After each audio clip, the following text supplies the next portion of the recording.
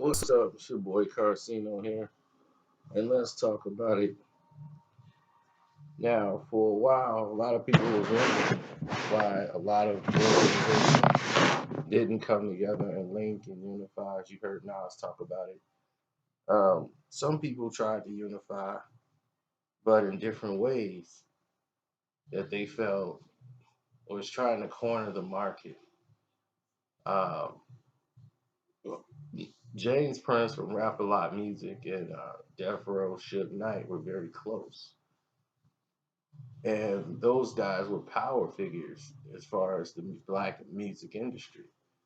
A lot of Rap A Lot Records artists would perform with Death Row Records when they go on tour, go out to Houston and everything. They were treated accordingly. Now, Mr. Prince, whenever they come to New York, he would always make sure that his inn and everything there was protected. He had a lot of protection there. And whenever Suge would go to New York, Mr. Prince would always make sure that he was taken care of and accommodated in the right ways, the same way as when they went on the West Coast. It was a very respectful partnership. But they were talking about building a their side of the business, being able to distribute their own product. And they, since they knew where the facilities were being mastered overseas, there was also a place in Indiana that you could also master your records here in the United States. They wanted to be able to master their own music here in the United States instead of sending it overseas to be mastered. They were able to get mastered here would lessen the chances of bootlegging of their music. So they were going to use a facility in Indiana to ship out their music. One of the East Coast producers, Irv Gotti, who was very good friends at the time with Suge Knight, came into the fold later on. Because a lot of you guys keep bringing in Irv Gotti.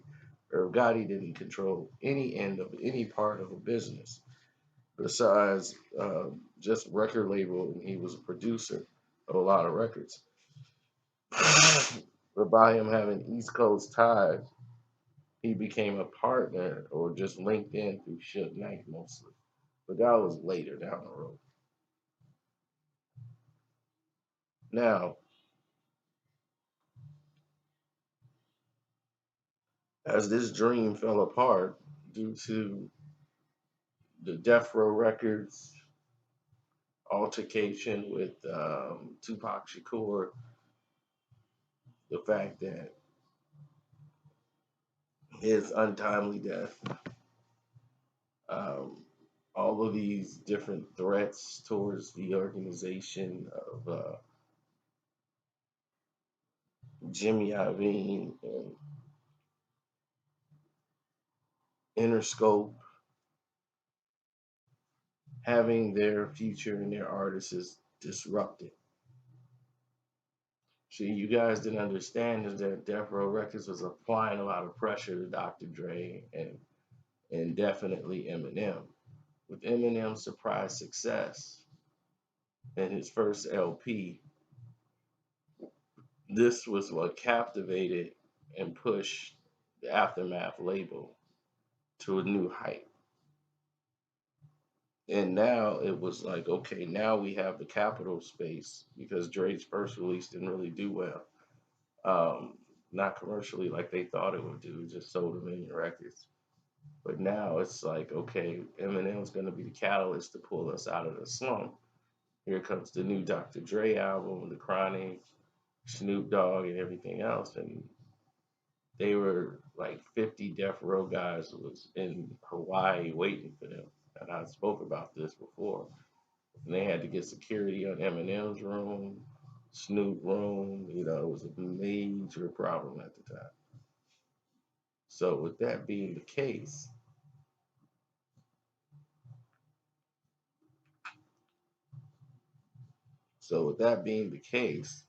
you created a bigger situation than what you probably thought you were going to do. And that the fact that they were going to make sure they eliminate Suge Knight from the music business completely. Now, had he not tried to shake the hornet's nest, who knows where everything would have went as far as the direction.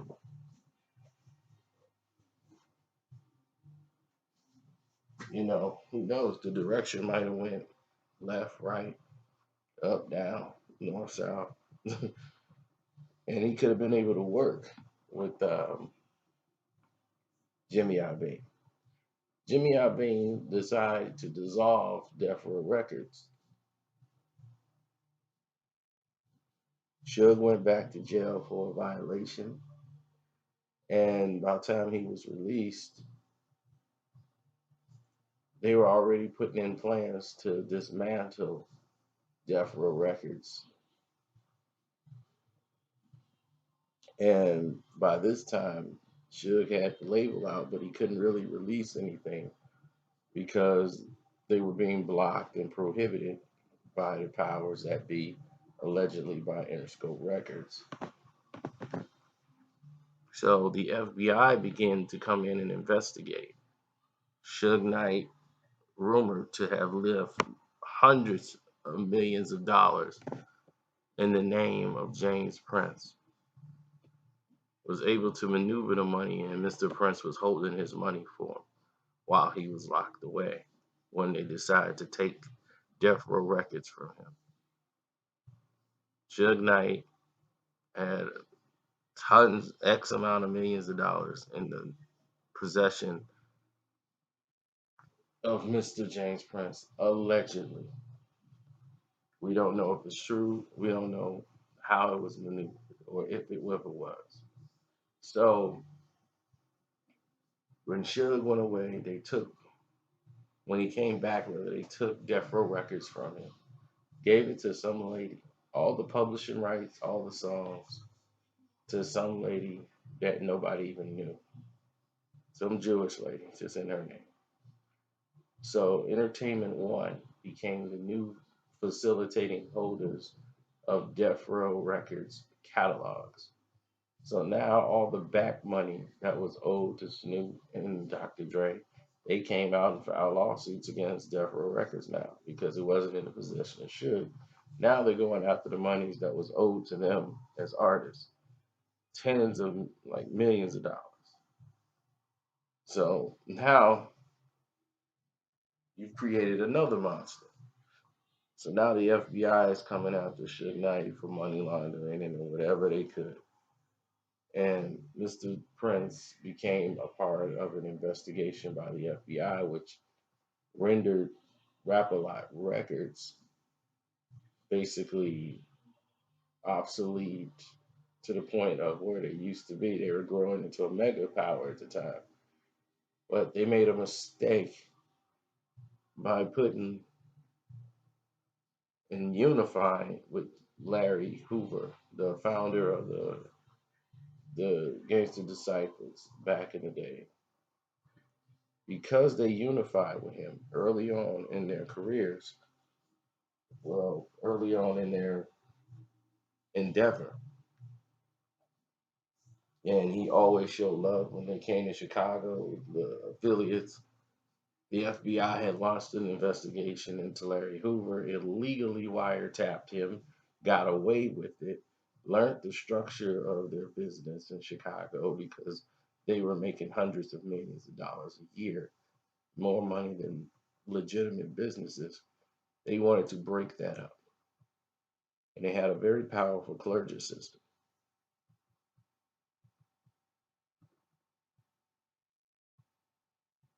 So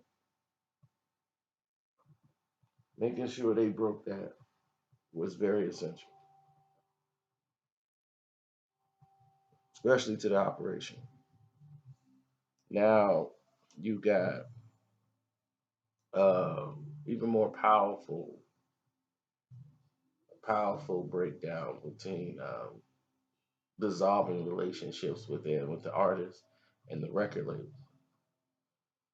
So the FBI pulls a raid to go through the record books, go through everything with a fine tooth comb to try to see if they can get a racketeering charge, or they could RICO everybody together in criminal charges. So they move Larry Hoover from one facility in Chicago, Illinois, that he was in, or ship him out from the, well, not Chicago, but the prison that he was in, ship him to a facility where he has basically 23-hour lockdowns, kept in isolation. And for what? Because he was smart and he tried to wake black people up and have them go out and vote. They put Larry Hoover on a record, a music album that went out and sold millions of copies. So millions of black people had this information to go out and vote and control the polls and get these crooked people out of power by going to the polls. And because blacks wasn't voting, they didn't believe in the voting system. And he's like, no, get these crooked people, crooked politicians out of office, and we're gonna start running for office. Once they start seeing that the gangster disciples were trying to mobilize in a political fashion, the same way they did, but it was being frowned upon when it was being done by somebody else. They decided we have to tear this apart. So now they didn't want criminals to become legal criminals like them. So they wanted to disturb that. So that's why the FBI investigation is in a task force and tried to comb through all monies and tried to link Suge Knight and everybody else and to break them into pieces separately. Anything that came up in the industry was going to be destroyed if it did not go through them. Sean Puffy Combs did not fall under this umbrella because he chose not to unify with any of them on that fashion. Not even Jermaine Dupri, as his vote was tied to Clive Davis. He was just a record label. And it wasn't even in his name, he put it in his mother's name. So therefore, it saved him on taxes and different other reasons. As far as the books and everything else, plus Clive Davis was protecting everything that Mr. Combs decided to do. And with that kind of protection, you're not worried about secondhand anything. So long as Combs toed the line, which he did, he cut off communication with a lot of people who were deemed to be on the side of borderline. Are we cool with this person or should we be cool with this person? We might need to separate ourselves from this person. All former relationships were severed and he started businesses and future dealings with more higher up. His clientele changed and he became a multi-million dollar mogul. Then you're just hip hop producer Sean Puffy Combs. He became more upscale, got involved in more business dealings with a whole different circle of people. Not the people he came up with, not a lot of them at all. If you had something to do with the streets, you most likely were either shunned, cut off, or reassigned to where you weren't going to have too much contact with Sean Puffy Combs. So as he evolved, everybody else who remained loyal and kept to themselves, they were devolved. The FBI launched investigations into a lot of these John Doe companies to see were they funded by drug money. And they didn't need permission to do any of it anymore after 2001. So by 2003, every record label were being investigated, targeted, and taken apart because they were employing a lot of African Americans who came out of prison.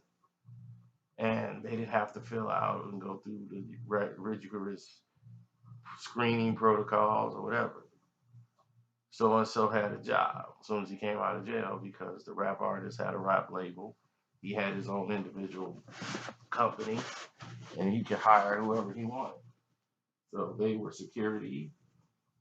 They were actually paying taxes. So they had a legitimate job. So they were harassed by the police. They could explain why having $10,000 in cash on because they have a job where they pays them $75,000 a year, if not more. They had a flourishing business.